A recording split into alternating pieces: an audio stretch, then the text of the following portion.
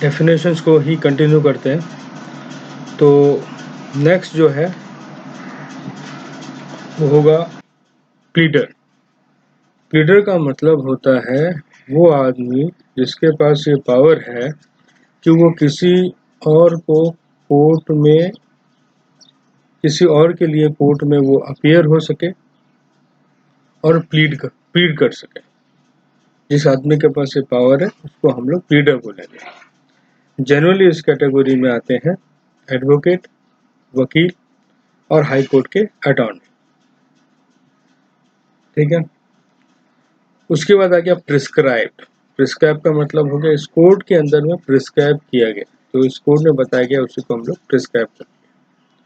उसके बाद आता है पब्लिक ऑफिसर। पब्लिक ऑफिसर मतलब वो सब ऑफिसर जो कि नीचे जो मैं भी डिस्क्रिप्शन से बताऊंगा उसमें अगर वो इंक्लूडेड होते हैं, जैसे जज, जो लोग ऑल इंडिया सर्विसेज में काम करते हैं, एयर या नेवल में काम करने वाले ऑफिसर्स जो कि गैजेटेड ऑफिसर होने चाहिए या कमीशन्ड ऑफिसर्स होने चाहिए, कोर्ट में काम करने वाले अफसर जिन्हें कोर्ट अपॉइंट करता है,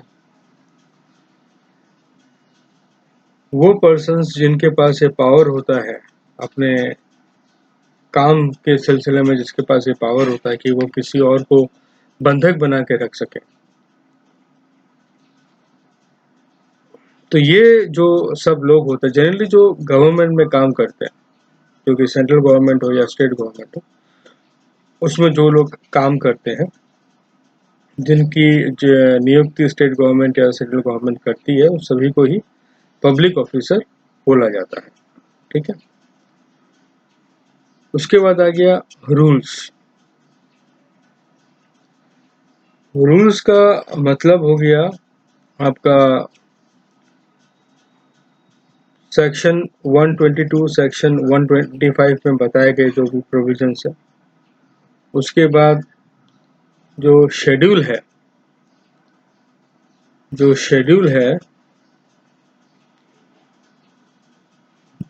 शेड्यूल में देख लेता हूँ कौन सा शेड्यूल है।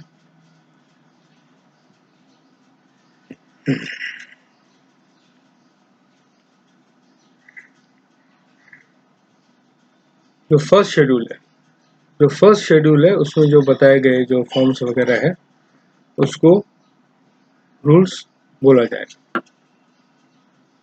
उसके बाद आ गया आपका शेयर। शेयर का मतलब आ गया शेयर स्टॉक, डिबेंचर्स, इसको बोलेंगे शेयर्स। साइंड का मतलब स्टाम्प्ड होगा। तो यहाँ पर हम लोग की डेफिनेशंस कंप्लीट होती है।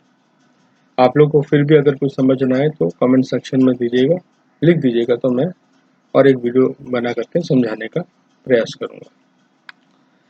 अब उसके आगे का चीज़ें जो कि प्रिलिमिनरी में मेंशन्ड है उसको हम लोग समझते हैं। तो उसमें पहला चीज़ जो आएगा वो आएगा कोर्ट और ट्राइब्यूनल के बीच में डिफरेंस। कोर्ट और ट्राइब्यूनल के बीच में डिफरेंस। तो सबसे जो इम्पोर्टेंट चीज़ है वो ये है कि जो ट्राइब्यूनल है वो कोर्ट नहीं होता, तो क्वासी जुडिशियल होते हैं। उनके पास कुछ एक पावर ही होते हैं कि वो सीपीसी और सीआरपीसी कुछ एक प्रोविजन से लागू कर सकते हैं। ये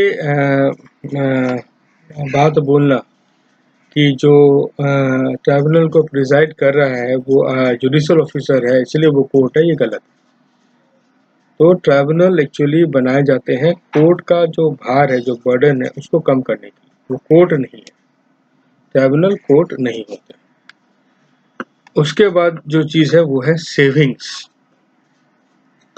सेविंग्स का मतलब है कि इस कोर्ट के पास ये पावर नहीं है। मान लो कोई एक लोकेलिटी है, कोई एक जगह है, कोई एक प्लेस है जिसके ऊपर में कोई एक स्पेशल प्रोविजन चल रहा है, कोई स्पेशल कानून चल रहा है, ठीक है ना। तो इस कोर्ट के पास ये पावर नहीं है कि वो उस पावर जो चल रहा पावर है, जो स्पेशल एक्ट जो उस लोकेलिटी के ऊपर चल रहा है उसमें इंटरफेयर करे। ये कोर्ट के पास वो पावर नहीं है।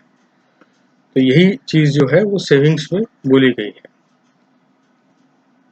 उसके बाद आज मान लो कि लैंड होल्डर या लैंडलॉर्ड जो है, जो पावर उसको दिए जाते हैं एग्रीकल्चर लैंड के रेवेन्यू को लेकर के,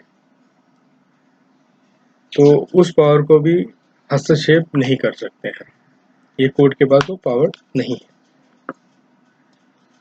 उसके बाद है आपका रेवेन्यू कोर्ट।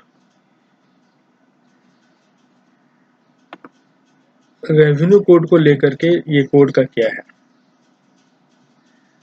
तो सबसे पहली बात तो है कि रेवेन्यू कोड होते क्या है। रेवेन्यू कोड वो कोड होते हैं जो कि डील करते हैं प्रॉफिट या रेवेन्यू से, जो कि एग्रीकल्चरल लैंड से होते हैं।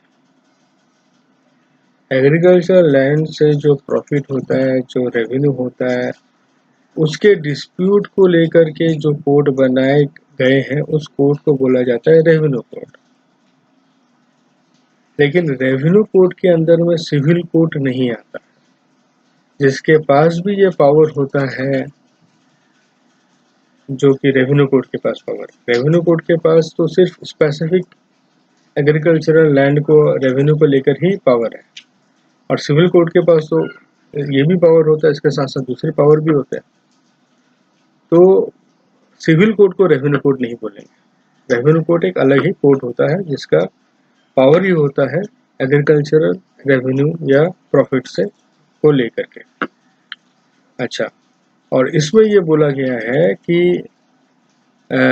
रेवेन्यू कोड के ऊपर में ये कोड अप्लाई हो रहा है मान लो, और कुछ एक प्रोविजंस रेवेन्यू कोड के ऊपर में अप्लाई नहीं हो रहे हैं, तो जो स्टेट गवर्नमेंट है वो ऑफिशियल गैजेट में नोटिफिकेशन दे करके ये बोल सकती है कि वो प्रोविजंस या तो पूरी तरीके से अप्लाई नहीं होंगे ये रेवेन्यू कोड के ऊपर में, या कुछ एक प्रोविजंस अप्लाई होंगे रेवेन्यू कोड के ऊपर में। तो ये जो सेक्शन है ये यही बात बोलता है। अच्छा, उसके बाद आइए आपका पिक्यूनियरी जुरिस्डिक्शन जो है।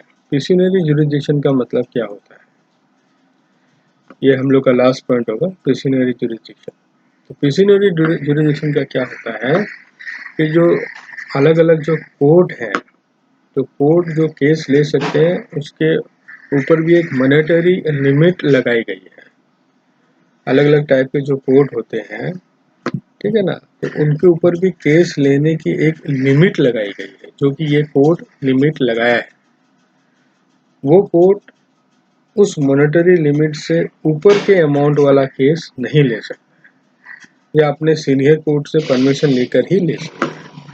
उसी को ही पिक्यूनियरी जुरिस्डिक्शन बोलते हैं। पिक्यूनियरी का मतलब ही होता है मॉनेटरी जुरिस्डिक्शन। तो कोर्ट के ऊपर में एक मॉनेटरी जुरिस्डिक्शन की लिमिट लगाई गई है। ठीक है दोस्तों, तो यहाँ पर हम लोग का जो प्रिलिमिनरी जो पोर्शन है सिविल प्रोसीडियर कोड 1908 का वो ख़त्म होता है, और नेक्स्ट वीडियो से हम लोग पार्ट 1 जो है वो शुरू करेंगे। वीडियो देखने के लिए बहुत बहुत धन्यवाद। Thank you very much.